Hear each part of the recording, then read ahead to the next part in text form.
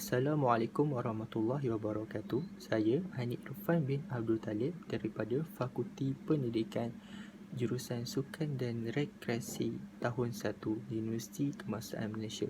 Pada video ini, saya ingin menerangkan tentang e-waste. Apakah itu e-waste? E-waste ini ialah kaedah bagi memastikan pelupusan sisa teknologi dengan menggunakan cara yang selamat serta mesra alam. Kaedah ini telah diasaskan pada 18 Ogos tahun 2005. Antara contoh sisa teknologi ialah seperti telefon bimbit, komputer, televisyen serta alat-alat yang menggunakan tenaga elektronik. Sekiranya kaedah ini tidak diketahui ramai ataupun kaedah ini tidak diasaskan, ini akan mengakibatkan pencemaran yang sangat teruk kepada alam sekitar kita.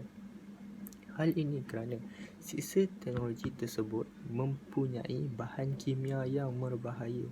Antara contohnya, kenapa sisa teknologi kita tengok biasa saja tapi boleh mengakibatkan pencemaran alam sekitar.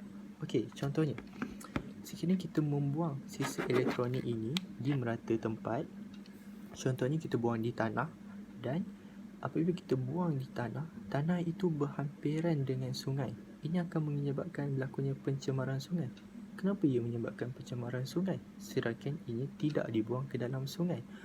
Hal ini kerana sisa elektronik ini akan mengeluarkan bahan kimia, dan bahan kimia tersebut akan mengalir ke dalam tanah, dan daripada pengaliran daripada tanah itu akan terus masuk ke dalam sungai dan akan mengakibatkan sungai yang bersih itu tadi akan berubah menjadi kotor seperti ini.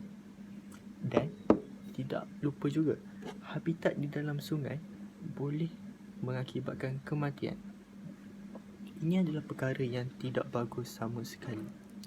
Okey, bagaimana cara penjagaan serta cara rawatan untuk e-waste ini?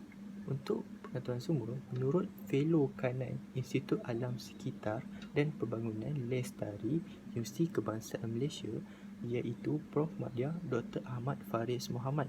Beliau berkata terdapat dua cara sisa elektronik ini ataupun dua cara tentang pengurusan sisa elektronik ini, iaitu cara yang pertama iaitu pelupusan mengikut peraturan, dan cara yang kedua ialah kitar semula. Peraturan ini memberitahu bahawa untuk kaedah yang pertama, peraturan ini memberitahu bahawa sisa elektronik tidak boleh dilupuskan bersama dengan sisa pepejal kerana sisa elektronik ini mempunyai bahan kimia yang berbahaya yang mungkin akan menyebabkan pencemaran alam sekitar. Oleh itu, kita mestilah membuat satu tempat pelupusan khas hanya untuk sisa elektronik, dan hal ini sekaligus dapat mengelakkan sebarang pencemaran daripada berlaku. Untuk kaedah yang kedua iaitu kaedah kitar semula. Kaedah ini tidak asing lagi bagi kita semua, dan kaedah ini sangat-sangat efektif kerana kita tidak perlu membuang sisa elektronik ini dan kita tidak perlu melupuskan sisa elektronik ini. Walhal kita boleh menjadikan sisa elektronik ini kepada sesuatu yang baru. Kita boleh kitar semula sisa elektronik tersebut, dan hal ini sekaligus dapat memberikan pelbagai faedah. Contohnya dapat menjana pendapatan bagi orang yang kreatif dalam mengitar semula sisa elektronik tersebut. Baiklah, kembali kepada kesedaran. Bagaimana kita ingin menyedarkan rakyat tentang bahayanya sisa elektronik tersebut? Untuk pengetahuan semua, kita boleh membuat kempen terhadap sisa elektronik, iaitu boleh mengajar rakyat tentang bahayanya sisa elektronik tersebut. Dan hal ini, kempen ini dapat menimbulkan kesedaran serta keinsafan dalam diri rakyat agar lebih menyayangi alam sekitar dan dapat mengelakkan pencemaran daripada berlaku. Selain itu, kita boleh menggunakan kaedah media massa. Media massa pada zaman sekarang terlalu luas. Contohnya media massa, kita boleh menggunakan kaedah media sosial, televisyen, radio dan sebagainya.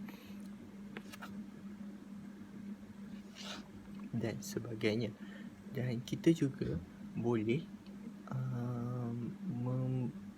mengajar rakyat melalui media masa ini tentang bahayanya serta tentang cara bagaimana hendak melupuskan ataupun membuang sisa teknologi dengan menggunakan cara yang selamat.